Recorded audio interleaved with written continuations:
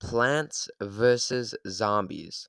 Released in 2009 by PopCap, this cartoony take on tower defense took the hearts of many, but PvZ is much more than just a tower defense. It's a card collection game, a third-person shooter, a garden simulator, and even an action-adventure game. But now, it's left to be another terrible mobile game. How did we get from this to this? A legendary and unique tower defense game to a poorly made copy of Gardenscapes? And what does the future look like for the PvZ franchise as a whole? After PvZ was critically acclaimed by fans and critics alike and sold over 1 million copies by 2010, PopCap knew they had to make a sequel, but not before they got a visit by everyone's favorite gaming company. EA offered a whopping $650 million for ownership of PopCap, and being an indie company at the time, they of course accepted. It is highly speculated what EA did to PopCap at the time, most blaming them for the downsizing of the PopCap team and in the declining quality the games took. But most fans today understand that it was equally PopCap's fault as it was EA's fault. And without EA, we may have never gotten the even more critically acclaimed shooter games. Released in 2013, most fans agree that while it's a good game and a worthy sequel, it has way too many microtransactions, like many of the iconic plants from the first game being under a paywall. This shows that while PopCap can make good games, they aren't beneath putting in microtransactions into their games. While PvZ 2 was an overly safe sequel to the first, nobody would expect the next PvZ game to come out. Announced at E3 2013, fans got a trailer for a new Plants vs. Zombies shooter game? What? Who would have expected a fun and unique tower defense game about defending your lawn against zombies to turn into an ambitious third-person shooter? If you told a past Plants vs. Zombies fan about this, they'd think you're insane. A tower defense game turning into a third-person shooter seems like it has an infinite amount of ways to fail. But against all odds, it pushed through, and we got the famous...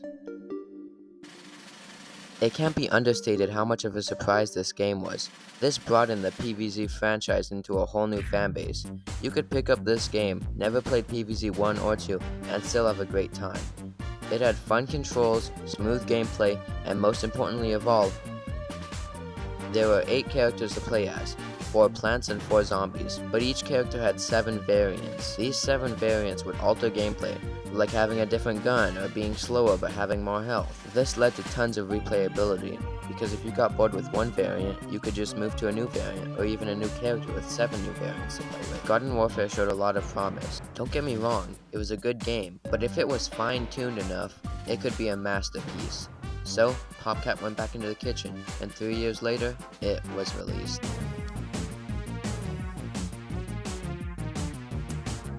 It did everything that the first game did, but 10 times better. More maps, new characters, and much more. Instead of the 4 characters with 7 variants, now there are 3 new characters with 5 variants, and the existing characters got 2 more variants. It's safe to say that Garden Warfare 2 wasn't just a great sequel, but a masterpiece on its own. This was the peak of fan excitement within the franchise. PopCap couldn't miss with their games. They could never make another PvZ game again and they would be set. All they'd have to do is keep updating Garden Warfare 2, but instead, a 7-week event was announced called Tale of the Taco for Garden Warfare 2. Now this seemed like a normal event, but why was it so long? They put a lot of content into it. This had to mean something, and, as suspected, on the last day of Tale of the Taco, we got a trailer for a new game that dropped the Garden Warfare moniker altogether and was instead called...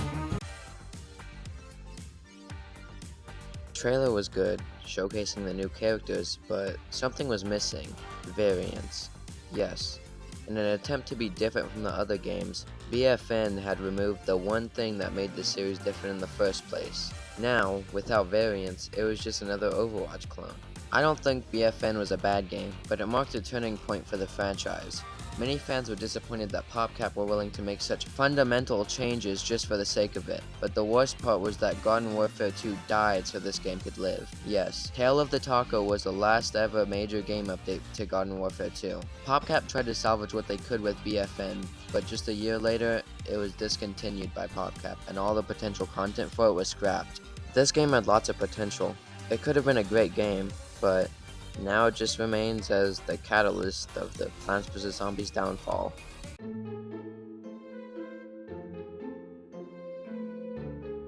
Soft launched a year later, in 2020, the idea of PopCap making fundamental changes to the game came back. This time, they decided to remove sunflowers, lock the aspect ratio, make the game a grindy mess, and worst of all, make Snapdragon look like this. This game and the original Plants vs. Zombies are like night and day. Many fans were angered at PopCap for thinking that this was a good idea. Unsurprisingly, it was taken off the App Store, and PopCap went back to the drawing board.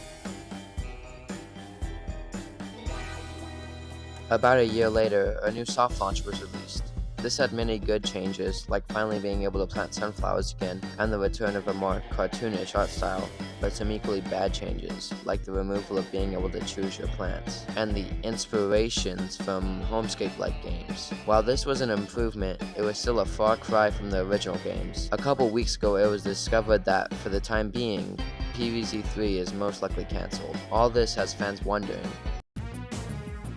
The PvZ franchise used to be an untouchable Goliath, but PopCap got a little too cocky or greedy or both, and started changing things that they shouldn't have. They are past the point of needing to make good games. They could release PvZ3 right now as it is and it would still make them money. The honest truth is that they stopped appealing to their fans. They're now trying to appeal to the hyper-casual and more naive player base since they make them more money. As a huge fan of this franchise, I really hope that they can recover from this and make a new game that can be true to the franchise, but add new twists and gimmicks like, I don't know, a